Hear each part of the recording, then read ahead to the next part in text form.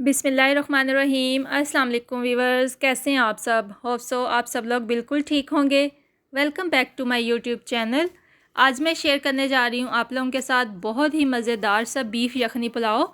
बनाना बहुत ही आसान है और मैं आप लोगों को बहुत ही आसान तरीके से बताऊँगी किस तरह से आप बीफ यखनी पुलाव घर पर बना सकते हैं। बहुत ही मज़ेदार बन के तैयार होता है। आपने करना क्या है कि सबसे पहले अगर आप मेरे चैनल पर न्यू हैं तो मेरे चैनल को सब्सक्राइब कर लें और साथ लगा बेल आइकन ज़रूर प्रेस कर दें ताकि मेरी आने वाली हर रेसिपी आप लोगों तक सबसे पहले और आसानी से पहुंचती रहे। तो चलिए स्टार्ट करते हैं बीफ यखनी पुलाव बनाना। तो सबसे पहले यहाँ पे मैंने बीफ ले लिया और ये मैंने 1 kg लिया है। बीफ की मैंने छोटी छोटी बोटियाँ कर ली हैं, ज़्यादा बड़ा नहीं करना इसे। और इसके साथ ही मैंने यहाँ पे ये कुछ ग्रीन मसालाज ले लिए हैं जिसमें मेरे पास प्याज है, सब्ज़ मिर्च है, टमाटर है, अदरक है और लहसुन है। बस इन्हें मैं इतना ही कट करूँगी क्योंकि हमने यखनी बनानी है तो ज़्यादा कट करने की ज़रूरत नहीं है। ऐसे ही हम यखनी में इन्हें पका लेंगे। और इसके साथ यहाँ पे लिए मैंने मसाला जात, ये भी यखनी में ऐसे ही जाएंगे, जिसमें सबसे पहले मैंने ले लिया लाल मिर्च, नमक, साबुत खुश्क धनिया लिया मैंने यहाँ पे, उसके साथ इमली ले ली है और उसके साथ मैंने यहाँ पे सफ़ेद ज़ीरा ले लिया, ये भी साबुत ज़ीरा है, इससे ग्राइंड वगैरह नहीं किया। और इसके साथ मैंने 10 से 12 लौंग, काली मिर्च, बड़ी इलायची, दालचीनी ले ली हैं। बस यही चीज़ें इसमें जाएंगी। इंग्रेडिएंट्स का आप यहाँ पे स्क्रीनशॉट भी ले सकते हैं कि कौन कौन से इंग्रेडिएंट्स जा रहे हैं ताकि आपको बाद में आसानी रहे। सिंपल से इंग्रेडिएंट हैं। तो सबसे पहले यहाँ पे हम ले लेंगे प्रेशर कुकर, और प्रेशर कुकर में यहाँ पे मैंने सबसे पहले जो बीफ ऐड कर दिया है। बीफ को अच्छी तरह से वॉश कर लेना है ताकि ब्लड वगैरह ना हो इसमें, बिल्कुल अच्छे से वॉश करने के बाद ऐड करना है। उसके बाद यहाँ पर मैंने जो कट करके रखे हुए थे, मेरे पास लाल टमाटर थे, प्याज थे, लहसुन, अदरक और सब्ज़ मिर्च, वो ऐड कर दूँगी मैं। यखनी मैं यहाँ पे कुकर में बना रही हूँ, आप चाहें तो पतीले वगैरह में भी रख सकते हैं, लेकिन उससे टाइम जो है काफ़ी ज़्यादा लग जाएगा। तो कुकर में तकरीबन 1 घंटे में यखनी हमारी मज़ेदार सी बन के तैयार हो जाएगी। उससे जल्दी भी तैयार हो जाती है, लेकिन हम हल्की आंच पे पकाएंगे। और इसके बाद ये जो मसाला जात वाली प्लेट थी वो भी मैंने इसमें ऐड कर दिया। तमाम मसाला जात, इमली वगैरह, यखनी के तमाम मसाले यहाँ पर ऐड हो गए। इसके बाद हम इसमें ऐड कर देंगे पानी, और पानी आपने अपने चावलों के अकॉर्डिंग लेना है क्योंकि इसमें पानी बहुत कम ड्राई होता है। इतना पानी रह जाए जितना कि आपके चावल ना हो। तो यहाँ पे मैं 4 गिलास चावल ले रही हूँ, तो मैं यहाँ पे 5 गिलास पानी ऐड कर रही हूँ ताकि थोड़ा बहुत पानी खुश्क भी हो जाए, तो हमारे पास पीछे 4 गिलास पानी रह जाएगा।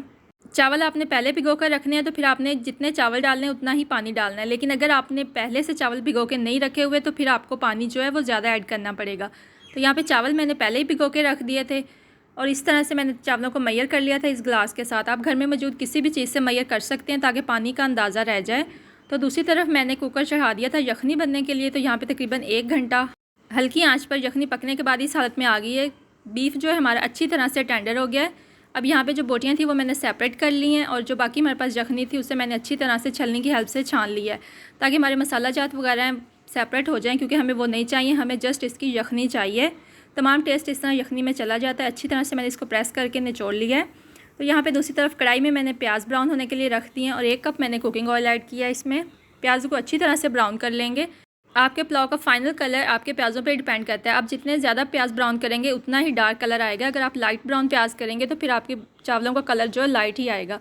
तो मैंने यहाँ पे ज़्यादा डार्क ब्राउन नहीं किए, मीडियम ब्राउन करके ही मैंने यहाँ पे इसमें ऐड कर दिया बीफ की वो वाली बोटियाँ जो हमने यखनी से सेपरेट करके रखी थी, वो तमाम इसमें ऐड कर देंगे और इसकी करेंगे अच्छी तरह से भुनाई ताकि जो एक्स्ट्रा पानी वगैरह है वो सूख जाए और इससे बहुत ही मज़े का टेस्ट डेवलप होगा अगर आप ऑयल और प्याज के साथ इसकी अच्छी से भुनाई कर लेंगे। इसके बाद इसमें ऐड किया है मैंने यहाँ पे 1 चम्मच सफ़ेद ज़ीरा, और ज़ीरे की भी भुनाई कर लेंगे, उससे बहुत ही मज़े की खुशबू आने लगेगी।